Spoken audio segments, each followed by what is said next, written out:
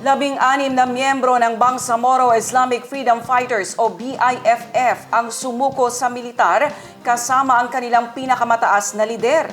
Isinuko rin ng mga ito ang kanilang mga armas. Detalye mo, Naphtali Bendol. Nagbalik loob sa gobyerno ang 16 na miyembro ng BIFF a 26 ng Setyembre sa 33rd Infantry Battalion sa Barangay Zapacan, Raja Buayan, Maguindanao del Sur. Sa report ng 6th ID, sinabi ni Lieutenant Colonel Uji Villan, ang pinuno ng 33 IB, ang matagumpay na negosasyon at tiwala sa mga kasundaluhan at mga lokal na opisyal ng pamahalaan ang nag-udyok sa lider ng 2nd Division ng Bangsamoro Islamic Freedom Fighters o BIFF Karyalan Faction na magbalik loob sa gobyerno.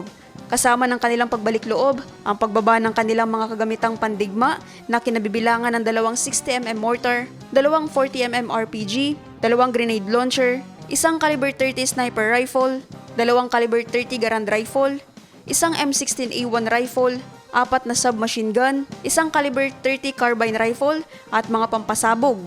Ang mga dating BIFF combatants ay presenta kay Colonel Ricky Bonayog, ang Deputy Brigade Commander ng 601st Brigade, kasama sina Miss City Janine Gamaw, Peace Program Officer 5 ng MPOS BARM, Geoffrey Guerrero, Gen Service Officer na siyang kinatawan ng Mayor ng Sharif Saidona Mustafa, Rogelio Gornes, Executive Secretary to the Mayor ng Mama Sapano, at Engineer Tungko Tadtagan, Executive Consultant to the Mayor ng Raja Buayan.